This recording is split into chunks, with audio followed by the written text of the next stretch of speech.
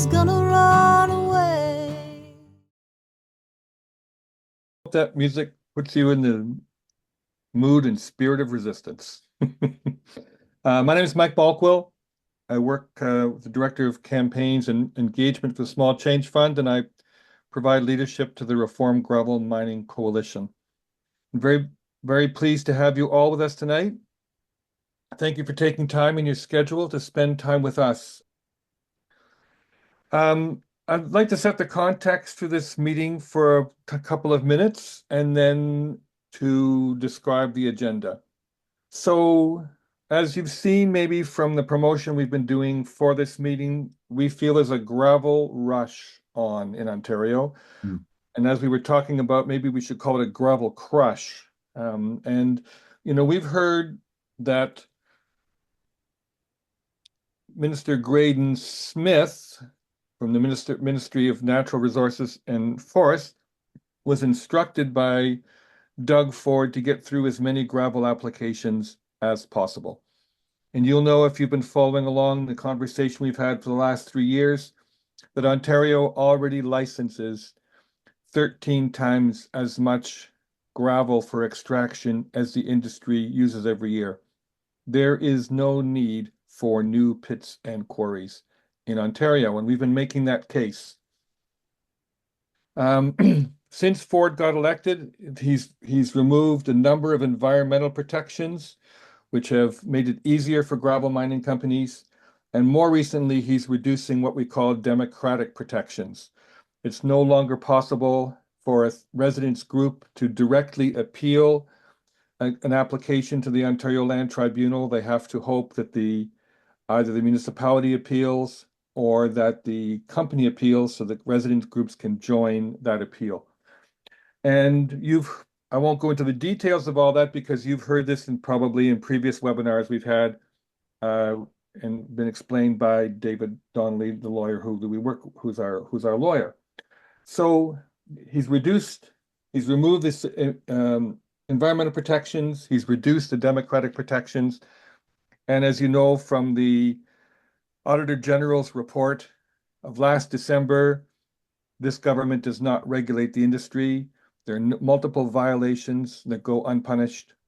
And all of this as the industry complains that they're most heavily regulated industry in the province. We're up against a tough gravel crush, and we all work together with a dozen communities around Ontario to push back, and we're looking for novel strategies, ways that we can exercise our power and influence to try and stem this gravel crush. In the previous webinars, if you've been here, you've heard us talk about the interim control bylaw as a mechanism for councils to review and revise and upgrade their policies with regard to aggregate in order to raise the bar, create more hurdles for gravel mining companies to have to jump to get their approval. Very pleased tonight. In a moment, I'm going to introduce more fully David Sylvester with Forks of the Credit Preservation Group, who's going to talk about the success they've won in Caledon. And he's going to highlight the policies they've achieved. He's going to describe it to you. What David's probably not going to do tonight, which we'll do another time, is tell you how hard they worked to make this happen. It's a story all of its own. After David presents those highlights, we'll have a question and answer. And then David Donnelly, who's a national treasure and works with many local groups and worked with our GMC, and who is the creative thinker behind this strategy, is going to give some legal insight in terms of what this means and how it can be a benefit to you and to other in your community and benefit to other communities. Again, we'll have questions as we go along. We're very pleased to have as a special guest James Seeley, who's the mayor of Puslinch and the chair of TAPMO. And TAPMO has a kind of a jazzy feeling to it for me, but it's an acronym that stands for Top Aggregate Producing Municipalities in Ontario. And James is going to add his opinion about the value of this, the precedent that's being set, and the importance of municipalities working with residents to try and push back on this gravel crush. Again, we'll have some more questions, and then we'll call it an evening. So very pleased everybody's here with us. I always like to ask this question. Are we at the same meeting? Hands up. Is this the meeting we signed up for? All right. Okay, so I'm going to introduce David Sylvester just a little more because he's a great guy. David may tell you about how he came to be the president and active in the fight against the Votorantim application in Cataract, Ontario, which is part of Caledon, because I don't think David grew up planning on fighting a gravel mining company. I don't think that was on his bingo card. I say this with deep affection for David. I think he's a reluctant leader. And in my books, reluctant leaders are the best ones, the ones who are called to serve, meet that service. And David, along with the other members of the board of Forks of the Credit, are providing an enormous service to the people of Caledon. He's very generous with his time and abilities. And we're very glad, David, you can be with us tonight. And I'm going to turn it over to you to tell us about the good news from Caledon. Thanks, Mike. Wow, what a glowing introduction. Those are kind words, over the top. Well, thank you for inviting me to join, be part of this meeting and share the experiences of our reform gravel mining, or I should say, Forks of the Credit Preservation Group.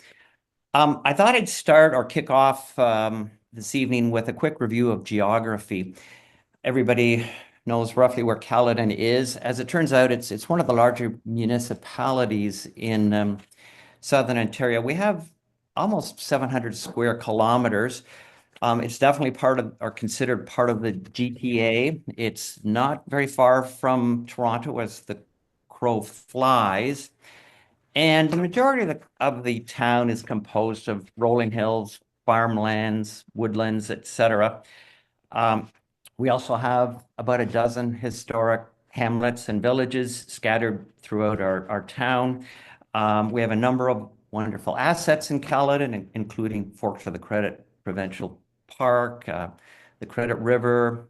We happen to have a host of native species that reside in town, and a number of them are threatened or species of special concern. And to be realistic or fair, I certainly I'm aware that many of you listening to tonight live in equally lovely and attractive locations. Now, not everything in Caledon is naturally beautiful or appealing. Our proximity to the GTA, unfortunately, is a mixed blessing. The aggregate mantra, close to market aggregate supplies, has made Caledon a prime target for extraction. And currently, we have close to 4,000 acres in the northwest portion of our town that has been totally gutted by decades of aggregate extraction. So our journey with aggregate policy work started about 3.5 years ago when CBM / Votorantim Cementos, which of course is a Brazilian company, 100% Brazilian. They announced plans for an 800-acre below water table blasting quarry in the northwest Caledon. And this is an image of what that particular site looks like at the moment, primarily Class 1 agricultural lands with a scattering of woodlands. Here we have a quick outline of roughly what the quarry would, or where the quarry would be located. Now, this is a little bit more detailed. Some of you may have seen this map before. I'm going to use it to provide some context. Now, as it turns out, this proposed quarry location is quite extraordinary. It happens to be right beside Forks of the Credit Provincial Park, immediately adjacent to the Credit River, which includes spawning grounds for brook trout, which are also a species of special concern. We've got the Niagara Escarpment very, very close to the site. including the Bruce Trail within the escarpment. We happen to have a couple of historic rail trails in the area. Again, you can see them right here in yellow, virtually beside the quarry site. And to top it off, this quarry happens to be smack dab in the middle of the green belt. So we heard about all this 3.5 years ago. It was a virtual assault on the heart of the headwaters. And of course, our community reacted rather strongly, and we created our community group. Now, how big is 800 acres? It's enormous. It's hard to imagine or appreciate the size, but I can tell you it's roughly 2 kilometers by 2 kilometers. So we got our community group up and running. We incorporated legally. We developed a board of directors, and predictably there were a fair number of naysayers, negative Nancys, who suggested we're not going to succeed. But of course, we ignored that. Now let's fast forward to October 7th, 2024. That happens to be roughly a month ago. And on this night of October 7th, a special Caledon Council meeting had been called to vote on our new aggregate policies. And they have been 2 years in the making. And as Mike briefly mentioned, they were an enormous undertaking. But we'll dwell on that another day. Most critically, the package that was being voted on at this special council meeting included 5 innovative and progressive policies crafted by our technical experts, professionals, and all of them commissioned by our group. Now, we work together with our community, with our team of experts orchestrated by our brilliant lawyer, David Donnelly. We've had the benefit of PR expertise from Mike Balkwell. We've worked with our councillors, and in particular, our mayor, Annette Groves, and we've accomplished some really great things. So lo and behold, a vote was taken, and we got unanimous support from all 9 members on council. I have got to tell you, that exceeded my greatest expectations. It was a bit like a dream come true. We had the vote, 100% support, unanimous vote by members of our council, and we couldn't have asked for more.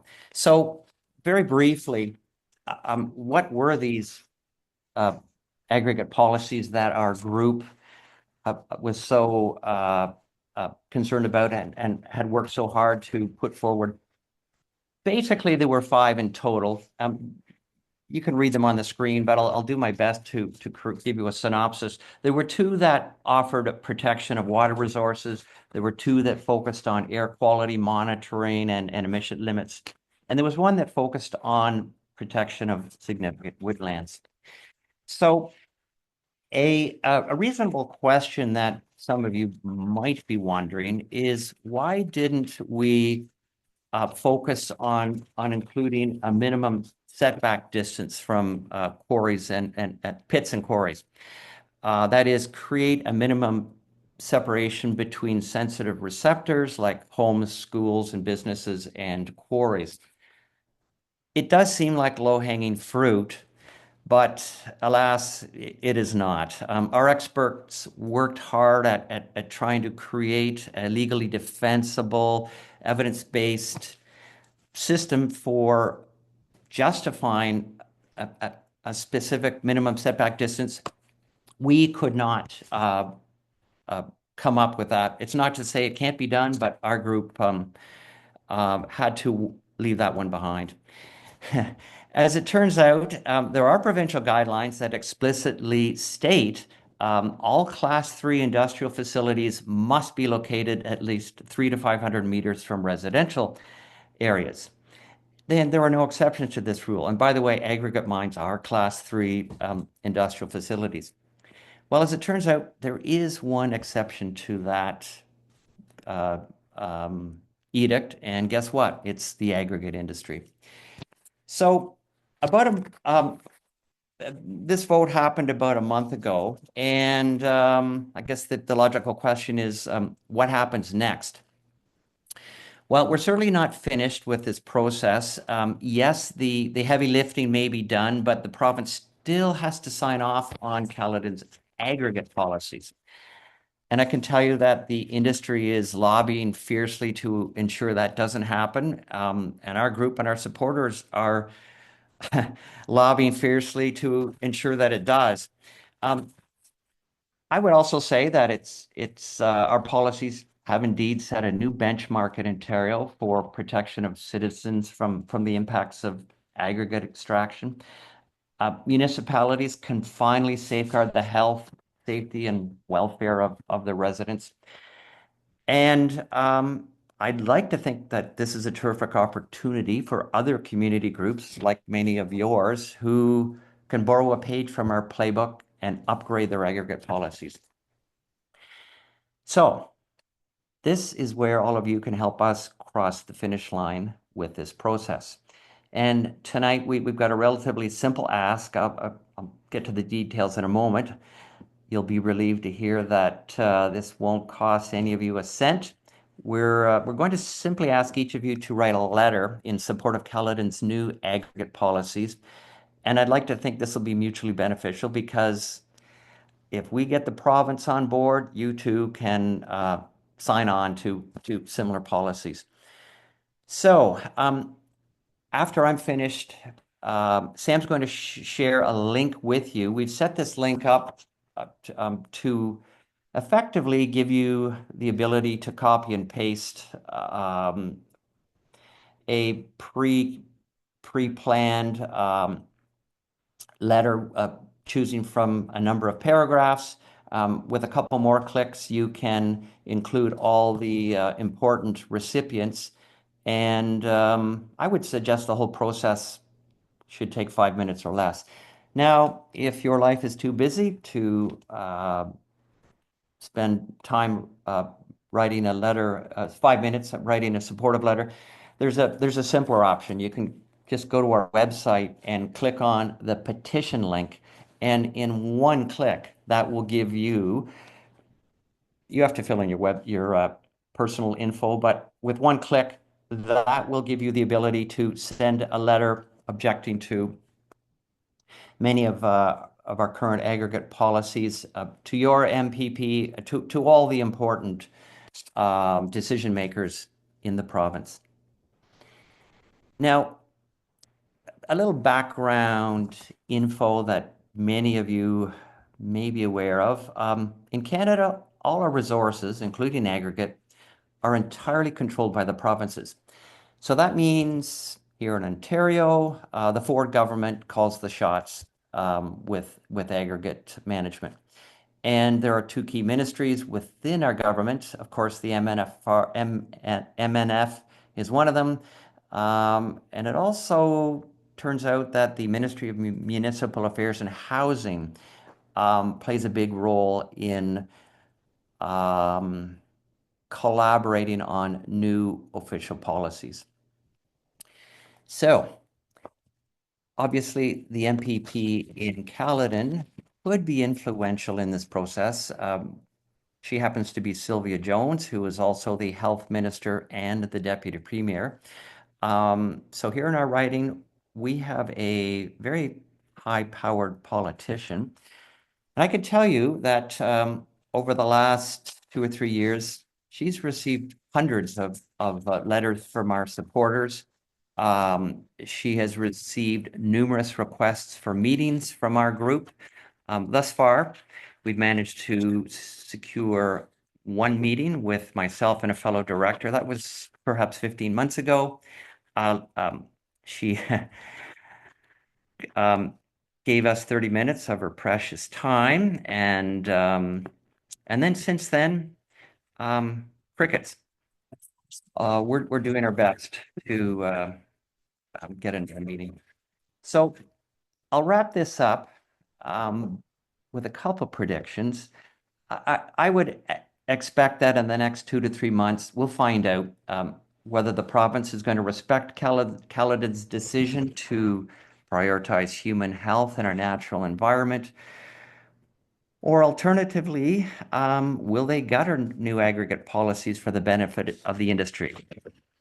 Personally, I am cautiously optimistic. I think our new aggregate policies will survive largely intact. And I also think that these policies will make it difficult, if not impossible, for the more aggressive aggregate applications like the CBM quarry. I don't think they'll get approval with these new policies. So thank you, everybody, for tuning in, and I would be delighted to take questions if anybody has any questions. Thank you for your presentation, David. Okay, well, we're going to go to David Donnelly and to build upon this. And I can't say enough good things about David Donnelly. And he is a very creative lawyer, a very clever lawyer, a very hardworking lawyer. And he's exactly the kind of lawyer that I like to work with as a campaigner because he's a fighter. And he works hard on behalf of his communities. He fights hard to protect and defend them within the existing framework, but then he's always trying to poke a hole in it, push the envelope. He'll say more about that. We're definitely pushing the envelope here. So, David Donnelly, I know you have some prepared remarks, and what I'm hoping you will do, and maybe it's a place for you to start, if you don't mind, is just to expand a little bit more on the significance of the policies that Caledon has passed. You're familiar with what's going on in other municipalities, and maybe you can do two things. Give us a little more context about what's unique and important about them, and also, do we have pie in the sky ambitions here, or are these things that are consistent with the provincial policy statement and have a reasonable chance of being embraced? So over to you. Thank you, Mike. Thank you for that wonderful introduction. And thank you also to David Sylvester. David Sylvester is one of my heroes. I have probably 10 or 11 aggregate clients. And I do have to say that the forks of the credit under David's incredibly wise leadership has taken so many leaps and bounds. They really are a shining beacon for us all, not just because they've done amazing advocacy, but they have put the time and effort and resources into generating these policies. And these are world beater policies. I mean, these are Walkerton Commission of Inquiry style reforms. This is the reform of the aggregate industry. I don't think the province realizes it yet. I don't think industry realizes it yet, but what's been put on the table here is a breakthrough in terms of the decades and decades overdue reform of the aggregate industry. And I'm going to get into that in my presentation. Second, in terms of, is this feasible? Well, there are two things yet to happen, but we've got good indications on both. First, CBM had a right of appeal of the interim control bylaw. They exercised that appeal right. We went to a 3-day Ontario Land Tribunal hearing. I'll get into some of the details later in my presentation, but basically the town of Caledon did an excellent job, and the Forks of the Credits expert planner, Alan Ramsey, did an excellent job, and I'm confident we're going to succeed. Even more interestingly is that CBM dragged their feet a little bit on the appeal, and so the appeal wasn't heard until just before the ICBL expired. Meaning that whatever decision comes out of the OLT will be in some senses moot because the policies are already in place. The ICBL is defunct. In other words, we got our policies. Now, the second check on that is that the province does have the right, the minister has the right to approve, amend, or reject the policies. And this is the very important public policy campaign that we're in. Now, you're probably all familiar with the fact that Doug Ford has now intervened in Toronto's cycling network, and he's apparently going to be pulling bike lanes off some of the streets that I cycle almost every day. The city of Toronto is pushing back, saying that that is interference in municipal politics, and it is. I think that we're in good shape with Doug Ford not disturbing these reforms because while bike lanes are critically important and do save lives, what Caledon has put in place here is just simply public health policy. It's just updated public health policies. It's climate resilient policies. I'll get into those in a moment. But we did actually receive a letter from the Ministry of Municipal Affairs and Housing, well, actually the town of Caledon did, and they did a scrub of the policies for conformity with the PPS, the Planning Act, the Municipal Act. And it came back with a few minor details or quibbles. It came back that there were no, what I'll call major extra jurisdictional, or the policies don't exceed the right of the municipality to regulate in these areas. And so I think that augurs exceptionally well for Caledon and folks at the Credit Preservation Group in terms of having these policies survive. So with that, I just want to go through them very briefly because I think they are remarkable. And I do think that this twins up with the Walkerton Commission inquiry, and I'm going to explain how. First, the question of why the ICBL. And I think it started with two reasons, really. And that is one, Caledon is, at least Ward 1 in Caledon, the rural part of Caledon, is overrun with pits. It's a scar on the landscape, as David suggested. It's 4,500 acres, almost 5,000 acres. Just to put that in perspective, that is the size of over 5 Central Parks in New York. If you can picture, if you've ever been in Manhattan and tried to walk Central Park in a day, you know it's a huge area. Well, picture 5 of those, and that's the scar on the landscape in Caledon.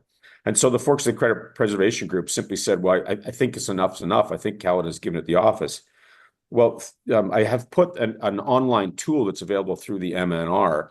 You can look up in your own community how many pits and quarries there are, what's the annual tonnage extraction, what's the limit or the reserve. So we used that tool as part of our hearing, and what we found is that in Caledon, they have an annual approved tonnage of extraction limit of 13.4 billion, plus 3 pits have unlimited tonnage. In other words, Caledon is licensed for approximately almost 10% of Ontario's total production every year of aggregate. It's simply too much. And so armed with this knowledge, we then hired an air quality expert, and in particular, a professor at the University of Toronto's School of Public Health, the Darlona School of Public Health. And lo and behold, he advised us, Dr. Jeff Brook, that in fact, in Ontario, we are regulating air quality, specifically PM 2.5. That's the carcinogen, the very fine particulate matter. It's much, much, much finer than a strand of hair.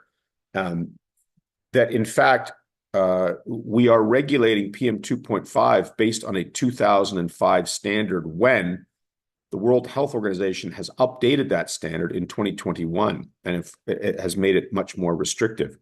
So I think when the residents of Caledon heard that, they realized that they were being cheated by their local government and by their province that regulates in this way. And I think that to David Sylvester's credit and the folks of the Credit Preservation Group, they confronted the mayoralty candidates and the councillors, and they said, "Why are you doing it this way? You have the authority to fix this. The science is available." The folks of the Credit Preservation Group pulled the world-renowned experts, who some of whom are right here in Canada, and made this case. And the mayor was very responsive. She said, if that proves to be true, and of course it was, then I will adopt the ICBL and I will deliver the policies that puts us squarely in the lead in terms of environmental protection, public health, and safety. So as a result of this work, the experts from Forks of the Credit, working with the town, developed a suite of policies that I think should be adopted across Southern Ontario. These should be part of aggregate reform in Ontario. The policies are that good. First and foremost, on air quality, as I mentioned, they have written in an evaluation tool or protocol for all new pits and quarries. And that requires specific monitoring and data in terms of the background levels of PM 2.5, PM 10, silica, all the dangerous stuff that's in the air before making any projections with respect to adding to the burden. And that's critically important because what they do now is they take two stations, one in, I think it was Brampton, the other in Guelph, and then they do the averaging out. And sometimes it may be conservative, sometimes it may be overgenerous, but people don't want that. They don't want averages. If you're going to come in and put an 800-acre facility that's going to be extracting 2 million tons a year at a multi-million-dollar facility, you ought to know what the background air quality is before you start contaminating it. This policy fixes that problem. Second, with respect to the actual standards, they set as the minimum threshold for PM 2.5 as an example, 5.0 micrograms per cubic meter of air. The current standard in Ontario is 8.8, substantially higher, but that 8.8 number is based on the World Health Organization's recommended guideline from 2005. The Caledon policy reflects the World Health Organization's 2021 health guideline. So as a parent, a grandparent, a spouse, human being, what would you want to see in terms of regulation in your community with respect to a carcinogen? An old study from 2005 or something from 2021? Well, what Caledon's done is it's belled the cat, and they've demanded the 2021 study, and they got it. And that's what all of you should be asking your councils for. Now, with respect to air quality, I raised the Walkerton Commission of Inquiry. I was counsel to the Safe Drinking Water Coalition. And what Forks of the Credit done in my mind is performed a kind of a mini Walkerton inquiry with respect to air quality. In other words, they have challenged the way we're regulating at least a part of air quality in Ontario with respect to pits and quarries. I'm going to read from the Part 2 report of the Walkerton Inquiry by Justice Dennis O'Connor. This is with respect to water regulation in Ontario. Standards and technology. The next set of barriers to the contamination of drinking water relies on having in place effective standards and technology for treating water and for monitoring its quality as it makes its way to the consumer.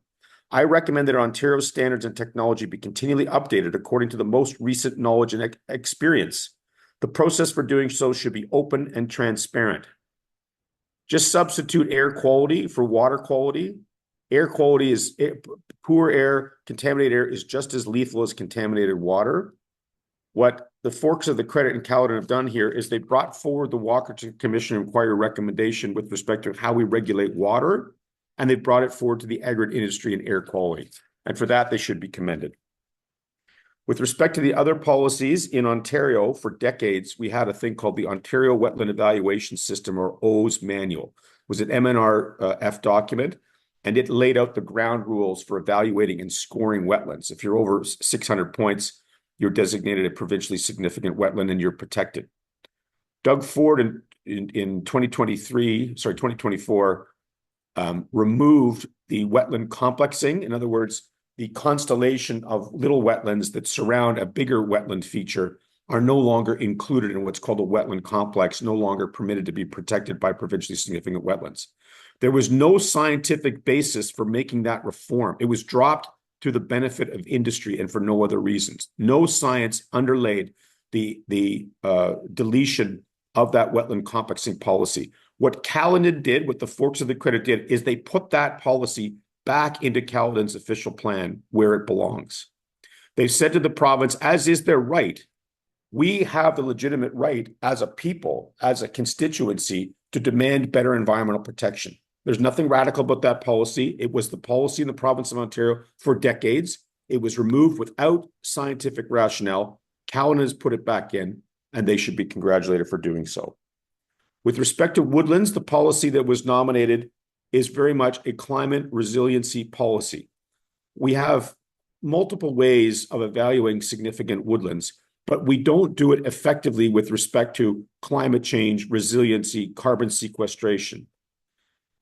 Caledon, Forks of the Credit President, went to the state-of-the-art significant woodland designation process, which is any woodland over 0.1 hectares that has a biomass of 150 tons or greater should be considered significant woodland, not just for its biodiversity aspects, but critically for its carbon sequestration. In other words, if we are going to combat climate change in Southern Ontario by preserving our woodlands, this is the standard that we need to adopt. And in Caledon, they did. It's the only scientific standard that matters. I would be shocked and horrified if the province took an anti-climate resiliency position and revoked or rescinded this particular policy. There are other policies that are in place, but I think that these are sort of the critical ones that were passed. And as I said, I think that they are a beacon to the rest of the province. Now, with respect to the challenging the ICBL, there is an appeal right. The CBM challenged the ICBL. We had a 3-day hearing at the OLT. And I have to say that it was a low moment for the industry in my perspective. CBM tried to argue that Caledon was running out of gravel and that they needed the CBM new quarry in order to sustain Caledon's leadership position as an aggregate producer. Under cross-examination, I was able to belie this lie by taking the planner for CBM to the MNRF's own tool, which showed that Caledon has licensed 13.4 million tons of aggregate per year with 3 pits with an unlimited tonnage. In other words, not only is Caledon not running out of gravel, Caledon is an oversized or outsized producer of gravel. They produce far more aggregate per capita than almost any other place in Ontario. CBM went so far as to criticize Caledon for adopting the ICBL and called council, and I'm quoting now, quote unquote, sneaky for doing so, even though what they did was perfectly legal. This is how desperate the industry can be to preserve its right to extract aggregate from what is the Greenbelt. There's no secret as to why aggregate companies locate in these environmentally sensitive areas, particularly in the Greenbelt and the Niagara Escarpment. It's because the land's cheap. Why is it cheap? Because you can't develop it, but you can quarry it. And this is why aggregate isn't treated like a natural resource. And this is why I've got 2 more points to conclude.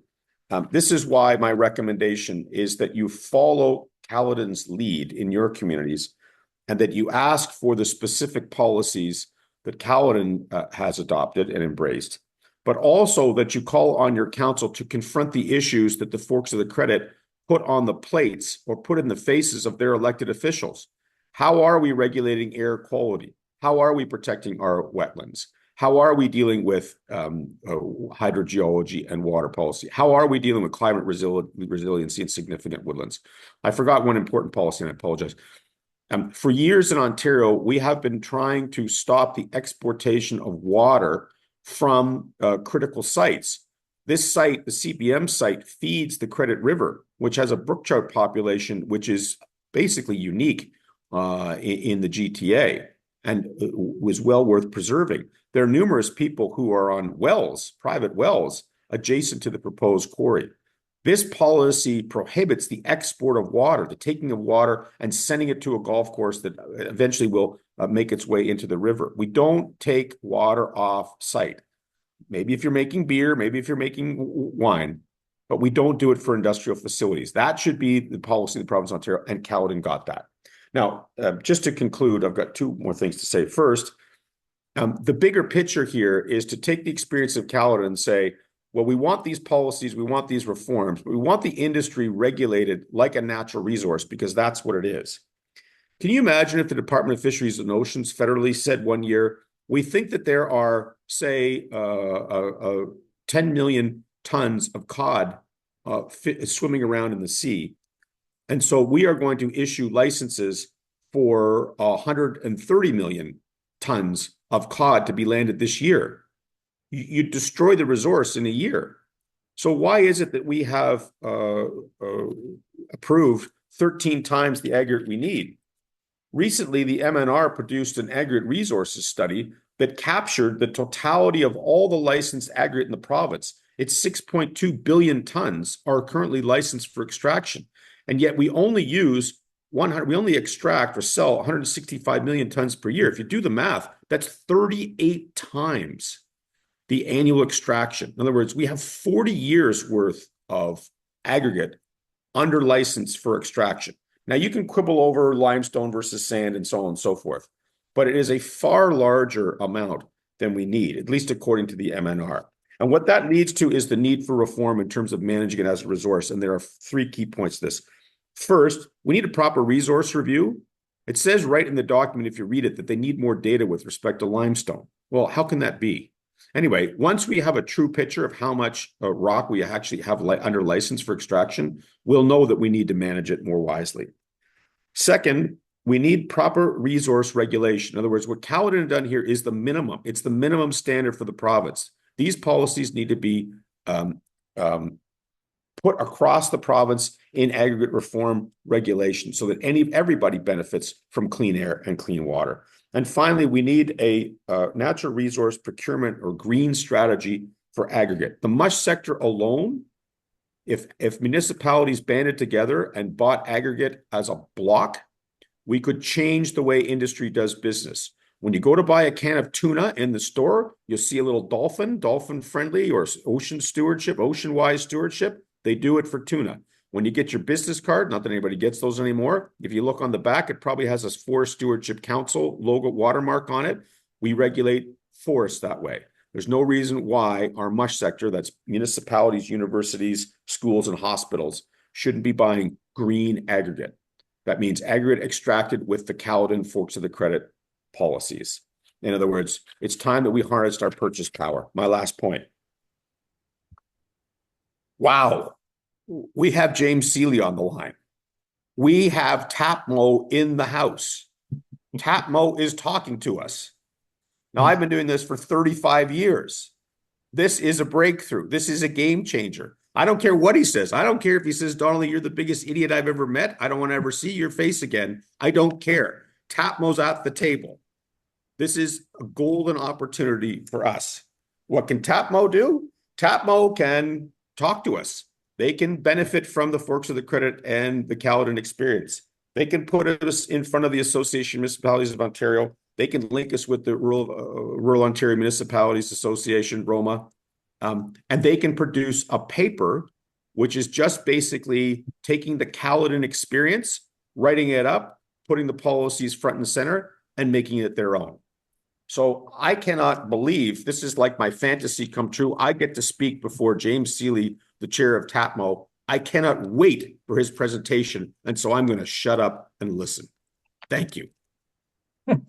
Thank you, David. And we're gonna make you wait just a couple more minutes, folks, before we let James speak, because there's a couple questions. So this question, David, maybe follows right on what you're saying. From Doug Tripp, to what extent do you think the Caledon policies could shorten the process of policy renewal by other municipalities, or indeed be incorporated verbatim into their new policy frameworks? Right. So I think, this is why the Reform Gravel Mining Coalition is so amazing. There is a strategy here. There's a stepwise process. In other words, ask the questions that the Forks of the Preservation Group asked of your council. Get it in a letter. Provide the answers to the questions, which is you want 2021 air quality standards, not 2005. You want wetland complexing put back in environmental protection. You want a significant woodland climate change resiliency policy. Ask them if they have one. Your municipality most likely doesn't. Ask them if they have a ban on exporting of industrial facility water off-site. There's no way they have that policy. So you can absolutely positively follow the lead of Forks of the Credit and David Sylvester. I mean, it's easy to do. And Mike, I'm sure we've either got the material or we can get the material together to give to people, because it is a stepwise process. But the second thing that people need to do is you need to do what we did in Caledon, right? Which is you take a look at the extraction that's going on in your own community. I'm sure in Puslinch, as the mayor, James knows that Puslinch is frankly overrun with aggregate extraction. Now, if you just take the CBM quarry proposal alone at 800 acres, okay, this is the calculations that people need to do in their own communities. Just take the CBM application, 800 acres. A CFL football field is 137 meters long. Just picture it, 65 yards wide, 137 meters. Apologies for mixing up. Just picture a football field. Then put an extraction down 20 or 30 meters. Now, think about this. If you line up So a CFL football field is approximately 2 acres. Okay. Now, if you take 800 acres and divide it by 2, that's 400 CFL football fields at 137 meters long. If you would line up those football fields nose to tail, and you start walking the football fields. Think of walking from one end of a football field to another. If you laid those CFL football fields the same size as the CBM Aggregates proposal from Alton, which is the site, the approximate site of this CBM facility, and as the crow flies, you put it straight in a straight line, you could walk those football fields all the way to the CN Tower. It's approximately 55 kilometers. It's 54.8 kilometers worth of CFL football fields. That would take you almost all the way to the CN Tower. Do those calculations to shock your mayors and council into just how extensive these quarries are, pits and quarries are in the community. When we told people that the number of, if you looked at the extraction footprint in Caledon, it was equal to 5 central parks, people freaked out. They wanted answers. And thanks to David Sylvester and the Forest Preservation Group and the Reformed Gravel Mining Coalition, we got them. David, I have a couple more questions for you, and I'm hoping you'll give me shorter answers. The next question is from Ramera, Mike Douglas, and you're familiar with Ramera. They've been informed that only one ICBL is allowed at any one time.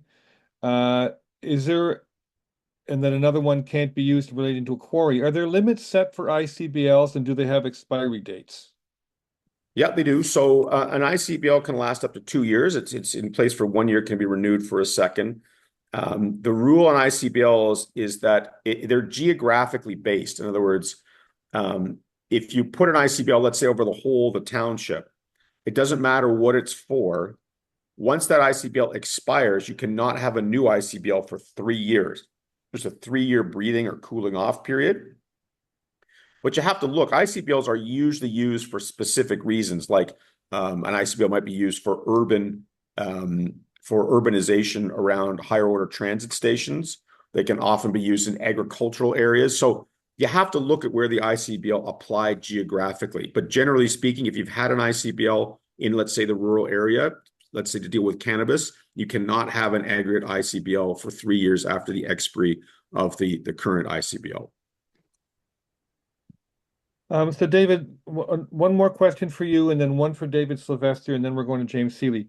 The issue is rehabilitation, which we have not seen to our knowledge, as they can say they will continue to mine. Is there a cutoff point at which time rehabilitation must take place? Well, rehabilitation is licensed. In other words, it's part of the compliance with their license is to commence either final rehabilitation or progressive rehabilitation. I find that in the bigger quarries, it's sometimes done. For the medium and small size actors, it is often not done, or the operator will very, very cynically extract a very tiny amount of aggregate each year to keep the pit operating. In other words, to forestall the investment or the capital outlay rehabilitation. Thanks, David. And David Sylvester, Joyce, Joyce, who I know is involved with the Saugeen Group, has this question about your ICBL. Did any of your group have personal connections with local politicians? What did you think was most effective in persuading the council to vote in your favor? Sure. Great question. Let's just see if I can pull up a slide. No, that's not going to help. Anyway, none of us actually had a personal connection with any of the members on council. We certainly spent a lot of time, or a fair bit of time, talking with them individually. We used facts and figures to support our case. We publicly delegated to council as a whole. We wrote letters to councillors. We talked to them on the phone. We invited them to join our public meetings. And I would, at the end of the day, I must point out that our mayor, Annette Groves, was unwavering in her support for our group and our suggested aggregate policies. And in fact, it wasn't until just 5 days before that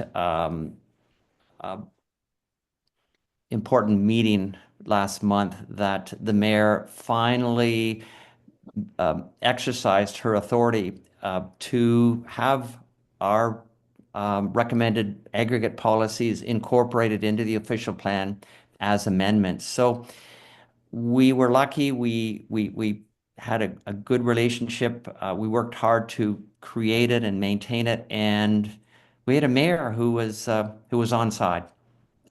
So one might claim the planets were aligned. I think time and effort was also a factor.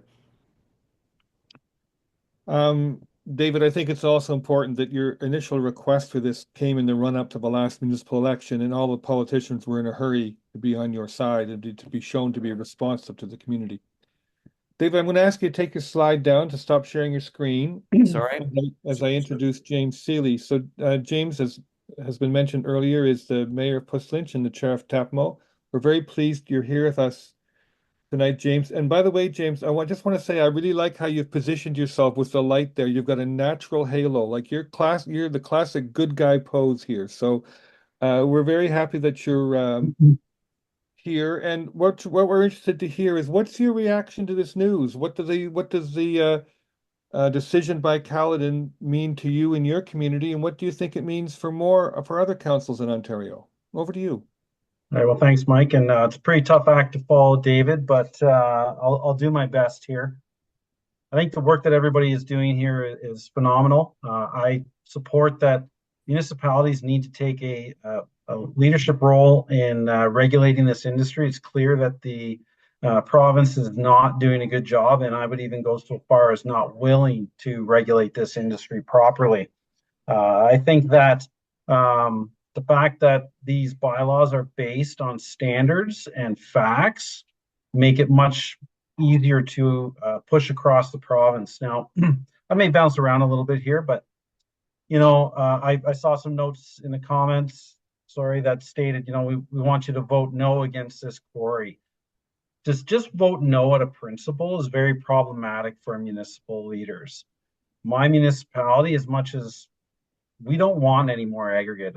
We don't have as much as Caledon, but I did not envision Puslinch being a waffle by the time the aggregate industry was done with us. However, we can't say no just based out of principle. We need facts. And that's why these bylaws were able to be adopted by the council at Caledon, because you went and did the research and you presented it with facts and standards. By saying no, you go to the LPAT and it costs hundreds of thousands of dollars, and you don't have a basis to deny this. Now, the government could change the provincial policy statement so that it respected the environment and respected water and not moving it, and then you would have those. But right now, the rules are heavily biased towards the industry. So as much as a municipal leader may be sympathetic to your cause, we have to have a planning reason, some environmental concerns, to actually deny these applications, and that's where we run into trouble. That's why this approach, the regulation of them, is much more advantageous to municipalities. The interim control bylaw, I'd be concerned about using that. To me, that's a one and done. Caledon, it was a good timing because they had the 800 acre pit. If you don't see or perceive any applications for aggregate coming in, I would be holding that feather in your cap to use that strategically. I wouldn't want to waste that opportunity because it is only 1 year, as David pointed out. It can be appealable. I wouldn't even want to know what the costs were for that 3-day hearing that ends up being a mute decision. I don't think that's even feasible for a township like Puslinch. There's other components. So actually, this whole bylaw around woodlands is pretty interesting timing, because if you go to the OSSGA website, they have their avenues, which is their either monthly or quarterly publication. And in there, Neil DeRuyter, who I deal with a lot down in Puslinch from CBM, states one of the biggest obstacles for the aggregate industry is policy around new aggregate near natural heritage features. And he goes on to state that the new provincial policy statement actually corrects that going forward, and that they're going to remove those protections for natural heritage features, which could be woodlots. And that was concerning to myself. So I think what Caledon has done here is if this has been removed, has maybe put some of those protections back in place, which is amazing. But I had a meeting with MMH and I raised this with the MMH staffers. And I said, did you loosen the regulations around natural heritage features? And they stated to me that no, the same standards or policy had been brought forward from the previous provincial policy statement. But this is a very big indication of what the OSSGA is advocating for. They want to get into our natural heritage features because they are a hindrance to aggregate operations. So this timing of what you're doing here is excellent. I also want to state that I think it would be a great opportunity to have David and, well, Mike, we already talked about it earlier today, come to Roma and AMO and do your presentation. I think that TAPMO, now I'm going to back up a little bit. TAPMO can't be perceived as a anti-gravel organization. We are not anti-gravel. We are wanting more regulation. If we have to have a gravel pit, we want a gravel pit. We don't want a gravel pit with ancillary uses that turns into, you know, a storage site and all these other things. If you're going to force a gravel pit on it, we want it regulated, we want it in, and we want it gone, and we want as less impact to the environment. We can't take the position of we are anti-gravel because we need to be the representative of the municipalities. We need to be that stakeholder that the province comes to, and that's what's been happening. We've been raising our clout with the government. I've spent all summer in meetings around taxation of gravel pits. So that may be disappointing news. We're not going to just say carte blanche, no gravel, but the regulation component of it, fully supportive of that. I have some ideas around helping protect prime agricultural farmland. I had a meeting with Mike and Mike Schreiner, the leader of the Green Party.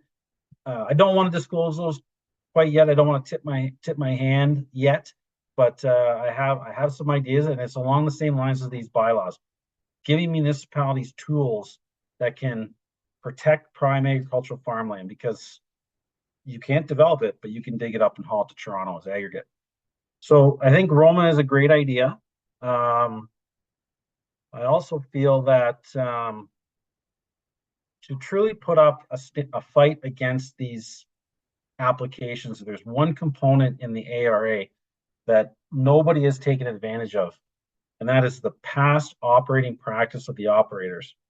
So in Puslinch, we have been documenting the mud on the roads. I went through every site plan in Puslinch, line by line, and I submitted 47 by me. I'm saying my council. I presented them to my council. They endorsed them. But so my council and I went through their site plans. 47 contraventions appear to be contraventions, submitted them to the NMNR.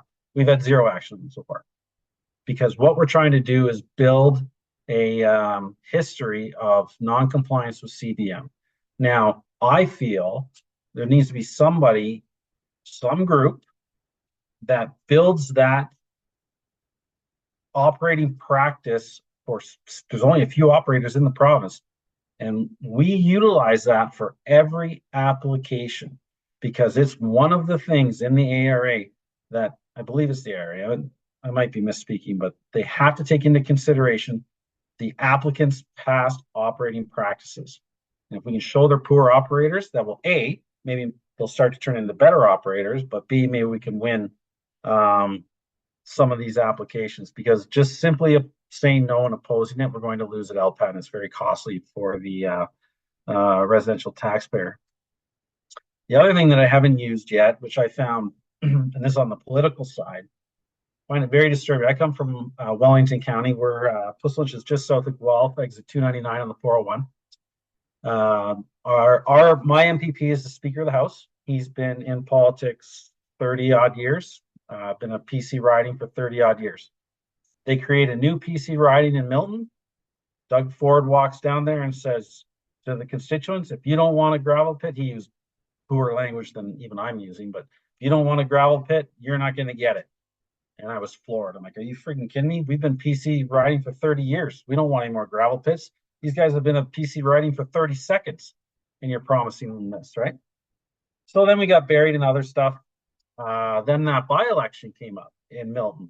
I forget the PC candidate that went up to the federal level, but anyhow, and the PC candidate for the by-election reaffirmed Premier Ford's statement that they will commit that if the constituents of Milton do not want a gravel pit, they will not get a gravel pit. So my ask would be, if your constituents that are 30 seconds old are entitled to not have a gravel pit, Caledon has Sylvia Jones. I'm sure that's a longstanding PC party seat. Wellington County is one. We want the same treatment as Milton. We don't want that pit. So that's the political side of things. I haven't played that card yet, but I just wanted to put that in the room. The Auditor General's report was pretty damning to the industry. TAPMO is, we were taking up the charge on that. We got sidetracked on the taxation. I don't know how much time we have here, Mike. I could go on, but I'm just going to touch on the taxation and the Auditor General's report. I'm going to back up taxation. Wellington County appealed all the gravel pits in Wellington County. They settled on 7 case studies. Assessment Review Board, we won. The industry, similar to what David was saying, you know, they were crying and put up a poor argument. They took us to divisional court. We won that. I don't want to even say how much money was spent on that Assessment Review Board. It was a lot of money. It cost the industry $14 million per year in additional taxes that was spread amongst the municipalities. So if you're a municipal leader on this call, you can thank Wellington County for that. That was found money. Because one thing that will stop the spread of more gravel pits is tax them properly. They're not being taxed properly. They're tax shelters. They spread. They pay industrial tax on it. As soon as they strip the topsoil, they're not going to buy farmland and strip the topsoil. So they'll self-regulate. But what the Ministry of Finance did was the OSSGA complained so much.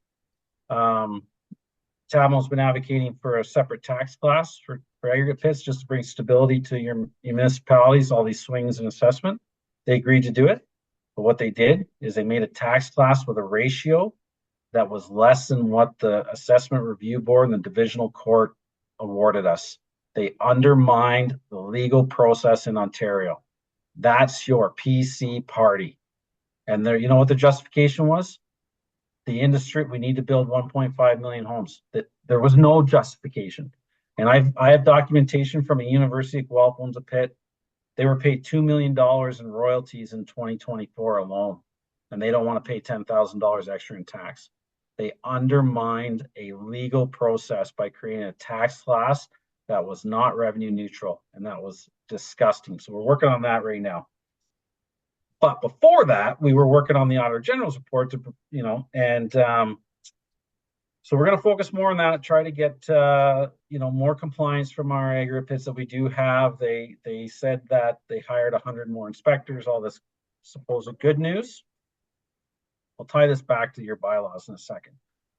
And so Puslinch has had this one pit. They were dumping liquid soil there. It meets the criteria or the definition of a spill every time. 2 years, we asked MNRF to enforce. They would not enforce. Auditor General's report comes out in the middle of it. Still doesn't enforce. This is about the talk of the oversight of the provincial government. They do not regulate anything well. We're complaining. All of a sudden, the operator says, you know what, Puslinch, we'll offer to cease importing liquid soils if you settle your zoning bylaw, not lawsuits, whatever they are, David. And we were like, oh, that's interesting. Now they're wanting to comply, right? We threw something at them that was absurd that we knew they wouldn't take, so we were so upset with them. Then all of a sudden, MNR says they confirmed in writing that liquid soils was not permitted use on their site plans, and that they'll do a follow-up inspection November 4th. We thought, well, that timing's interesting, but maybe all this advocacy to have more, you know, inspections, oversight on the industry is actually working. We're being a little optimistic about it. So November 4th comes and goes, and sure enough, they confirm that liquid soils are no longer being imported to that site. And I thought, okay, here, as TAPMO, I thought, here we go. I can say to our members, we're seeing some movement in the direction of better oversight of the aggregate industry. They're enforcing this. November 5th drops. They split the license. MNR approves the split of the license. The only reason the MNR enforced that site plan was their internal policy stipulated that they be in site plan compliance to split the license. So here we thought, even after an Auditor General's report, a year later, a year of telling us that, well, we're hired inspectors, we're doing better, The only reason they enforced their site plan was to support the industry. James, So I have my, James, yep. just take a minute and tell us what split the license means and why we should care about that. So that one wasn't we had a illegal use on the property, but we still had an operating aggregate pit, and it was a liquid soil vacuum truck company set up within the same license. Our estimation is that the operator of the gravel pit was tired of all of the trouble that the vacuum business was causing him. So he went to the MNR and said, listen, I don't want any of this trouble with that vacuum company. Let's split the license, then you guys can deal with them, and I'll just keep doing my thing over here in plain language.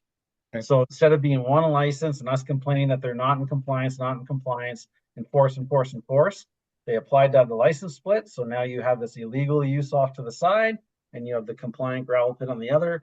And it was just a way of allowing the gravel pit to continue without the scrutiny of the MNR. So, so anyways, that ties into what I feel is the direction the government is going. I very much hope that the minister approves these changes in Caledon. I agree with David that we can get you folks in front of AMO or at AMO, not up in front of the bear pit of AMO, but have you come to the TAPMO meeting at AMO, roll them up, present this. We can push these out to our members as well as other municipalities, and it's all great work. Sorry if I bounced around too much, but that's kind of my drinking from the fire hose talk. James, that was terrific. You shared a lot of important information with us. And more importantly, I think you gave us a very balanced view of what your responsibilities are as the council in terms of taking these applications seriously and the reality of what you're dealing with and the need for novel council community strategies, partnerships, I would suggest, between councils and residents to push back against a government, a provincial government that is is just opening everything up for exploitation, selling it all off and opening it up completely to the industry, removing all of the barriers. I think your story about the tax, how they evaded their legal responsibilities is very, very telling. I have one other comment too. Sure, Sorry, sure. I had a whole, you should see my desk. I got sticky notes everywhere. All right. David mentioned the supply study and how, I forget the numbers, but there's 137 million tons of licensed aggregate. In that assessment review board hearing, there's evidence, I don't know if I should stop, Dave, there's evidence that the industry falsely reported on their taxation and their compliance reports. So that's based on evidence that's in the ruling. So when I read the supply study, it states in there that they queried the operators or the industry about their resources available. And I would guarantee you that they underreported how many resources are there to support their claim that there isn't enough aggregate close to market and the demands of the province. So I wouldn't put any weight in that study unless we could somehow verify those reported values, because we can point to ARB rulings where they lied. And I don't think they could be truthful. So that was the other part. That's my last one. Thank you, James. David Donnelly, you have your hand up. Thank you. And thanks, James. That was incredibly helpful. I guess a question, and I'm not looking for an answer right now, but I think what would be most helpful to all the groups who are interested in this, what I'll call ICBL or reform process. I mean, the ICBL is a tool to get to the reform. So whether it's the ICBL itself or the reform, I think everybody who's on the line here wants the reform. I guess the question that I have is, could TAPMO recommend to AMO that when municipalities act in their own interest to set these public health and safety standards, would AMO write a letter to the Premier saying that the Ford government should respect local democracy and autonomy and not interfere with these policies that have been produced through a very open, transparent, and democratic process like in Caledon? It would be a real shame if all this was for naught because some minister decided that he knew better than the good people and their elected officials in Caledon. So you will know this, but I can't tell AMO what letters to write. We can have a presentation at TAPMO, and we've been working directly with AMO as well on multiple files. And we can ask them to support our opinion, which could be what you're stating. So I would suspect if TAMO were to take your position, the executive, then AMO would generally follow suit, because I don't know enough about these bylaws. I did read what Mike sent me, but unless they found something that was concerning, but to me, it makes sense to support. But can I speak for them? No. Great. Thank you. That's really helpful. Thanks. James, I think you're also communicating the real frustration that municipal councils have with the aggregate industry. And you said this, and we've heard it from many other places. They feel they've done their share, that there's no limits, that I think you used the word waffle, that councils are worried their communities are going to get turned into waffles, and that we have some common interests that we share here. And as we welcome the opportunity to work together in whatever ways we can to help protect the health and safety of people living in communities, protect farmland, protect wetlands, and the natural heritage. And the industry really likes to pound the drum that they need close to market aggregate because it reduces CO2. However, they have a pit application in Puslinch that's 2 kilometers down the road, and they don't want to do a local processing plant. They have to do a traffic study and plan for the maximum amount of trucks. It's 300 trucks per week. They have no problems burning diesel fuel 300 trips per week when it needs to be hauled to their feeder pit. But when they're trying to justify digging up land close to the GTA, it's because it's environmentally sound practice. So, and not everybody here probably understands that they another thing I want to bring up is something the industry takes advantage of, and it's along the same lines as the bylaws that were created. Is they use portable plants, because the portable plant processing plants, my understanding of it, has a lower threshold for ECA compliance. Almost every plant is portable. They bring it in on tires. It goes on the back of a truck and they drag it there, so it meets that criteria. So if your bylaws get approved through the minister, I think there's other components of their operation that they're taking advantage of, that they need to be held to a higher standard, higher ECA standard, and that's the portable plants. There could be many other things, but I think as you guys win these things, we can just keep building on that momentum. And James, you're giving us a very important window into some issues here that I think we can continue to talk about how to work together. I've got 2 or 3 questions in the chat, and I'm going to see who can answer them. So, James, I'm going to see if this is your question, and if not, you can pivot it over to David Donnelly. Why have specific social impacts been totally ignored in the new in the new OP? They were downgraded in OPA 161 and now eliminated. Who's OPA? The province, or is that Caledon's, or?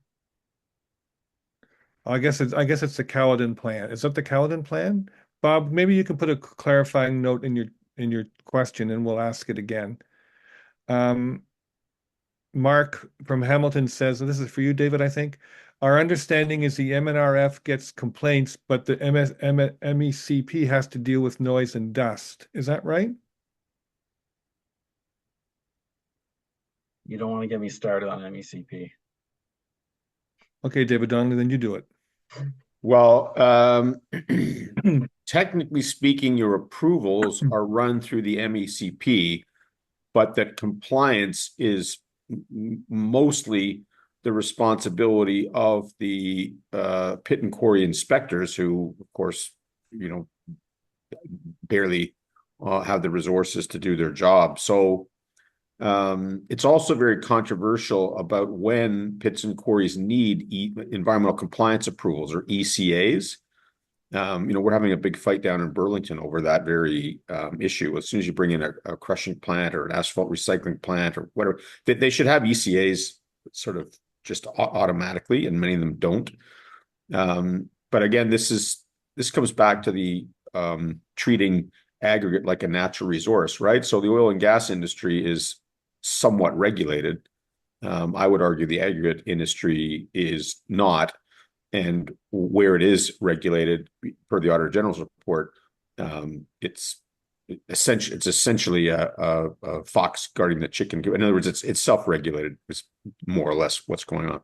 And the James Dick Rockford decision said that. So the OLT, the Ontario Municipal Board, found that in the James Dick Rockford decision. David, a question here is, how about the subcontractors that are setting up soil material dumping businesses in existing pits and quarries, allegedly to rehabilitate the site, with no end date for the pit or quarry? Is a license amendment necessary for this to take place? Well, that's a good question. I mean, if it's part of rehabilitation, then yes and no. I mean, the fill is supposed to be regulated, right? But they test something like 1 in 100 trucks or less than that. Like, it's very random the way the testing is done. And the biggest problem, so that is a terrible problem, and contaminated soil and the whole thing. But the other thing that I find so amusing about that is it really calls into question this close to market business, right? So they are adamant that they're close to market is the central organizing principle around approvals, and yet there's nothing that governs where the contracts are let, right? So in the Romero case, we heard evidence that they would be shipping granite from Hamilton to Oshawa, could go anywhere.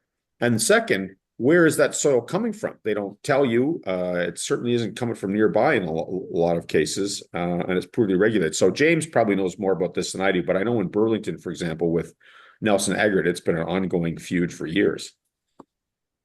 Yeah, Your comment, James? sorry. I wouldn't say I know more than you, David, but we've been dealing with this in Puslinch. So David's correct. It all depends on their site plan. They may be permitted to import fill for rehabilitation. So that's the first thing you need to do. You have to contact your local municipality, see if they have the site plan, and dig through it. The second component is, the problem is they're getting paid $80 a load to bring this fill in. Now, if the property is to go back to agriculture, then it has to be table 1. I can pretty much tell you that none of the fill that comes in from a construction site is going to meet table 1. So to grow food, it has to be table 1. So, and excess soil regs came in. This is a very complicated file. I know enough to be dangerous. I stole that saying from a former CAO. But start with a site plan, see if they're permitted to bring it in. The second question would be, if they're not permitted, where did their on-site overburden and topsoil go? What do they do with it? And then secondly, they need to, if it's supposed to be agriculture, it has to be table 1. MECP is supposed to regulate this stuff. They don't. We have that liquid soil depot. We were on MECP for 2 years. They refused to enforce. They put in writing that this was important to Ontario. We will not enforce. And my response was, so we're just going to throw out the health and safety acts because we're going to determine that something's good for Ontario. So we're just going to throw all the rules away. It's awful. So good luck, but start with the site plans and find out if they're allowed to import, and then go from there would be my advice. And then put complaints into MNR, because they're supposed to be hiring inspectors and doing more compliance checks, all that good stuff. Okay, there's one more question I'm going to pose, and then we're going to wrap up. And the question is, how do you combat the mega dollars of these companies in a possible court hearing down the road? Well, this is a tough one, folks. I mean, we could all go buy lottery tickets together and hope that we're going to win. But these are David and Davida versus Goliath fights. And it's interesting to hear James Seeley say that the municipalities got together, they bankrolled a big legal challenge, cost them a lot of money, they won, and then the government undermined them. We're never going to outspend these people. They've got more money than God, and they're interested in protecting their industry and their profits. They're not interested in the public interest. So RGMC works with all the local groups, and we help them raise money, and we bring all the expertise we have to that. We also bring the expertise that we have to have novel strategies like they did in Caledon and like we hope it will be happening in other communities. And I just want to be blunt about this. One of the best investments you can make is to make a donation to the Reformed Gravel Mining Coalition. And Sam or Susan's going to put the link in the chat for you, and we're going to send an email out tomorrow asking for donations. We're operating with dimes and bubble gum and elastic bands, and you can see what we're doing with all of that. And we're building a movement that's more powerful every day, and helping bringing together resources like David Donnelly, like the various experts who helped people in Caledon, who've created policy that can be used, just adopted by other municipalities. We've worked hard to establish good working relationships with municipalities, and we're very happy to be connected to you, James, and to TAPMO, and look forward to working together. So it's a struggle against big money and against a government that favors their friends more than the public interest, to be blunt about it. So I encourage you to make a donation to us. At the link that's been provided or is going to be provided, because I don't see it yet, from donations, you can earn a charitable tax receipt for that. Also, there are some people have some questions, and I know there are some people on the call that are new to us maybe and are reporting to us about things that are happening in your community. And I'm going to ask Susan if she'll put our email, the campaign email, in the chat so that you can send us follow-up questions, but also connect with us. So just very briefly, Susan, put your hand up, wave at everybody. Sam, put your hand up, wave at everybody. We're the staff support to RGMC, and there's several people on the call here who are the leadership group of RGMC is a representative from 12 different communities, all of whom are fighting a gravel pit in their backyard. And if you're part of a local group that's opposing a new pit or quarry, and you'd like to be connected to us and become involved, please send us an email. And I'm going to conclude now with some thank yous. Thank you, James Seeley, for joining us. I know you're a busy guy. You're a father and a firefighter and a mayor and a committed person. And thank you very, very much. Thank you, David Donnelly, for joining us. And thank you, everybody, David Sylvester from Caledon Forks of the Credit Preservation Group in Caledon, for everything you've done and for joining us tonight. Thank you, Sam, for organizing this meeting, this webinar, doing all the background work to make this possible. Susan Lloyd Swale is the main person who is a main point of contact for all the groups, and she provides direct support to lots and lots of people. And thank you, everybody who's been here tonight, for all the work you're doing in your community to defend it against, to protect the health and safety in your community, to protect the water and the farmland and the creatures and the critters. If they blow a hole in my backyard, everyone is gonna run away, and the creeks won't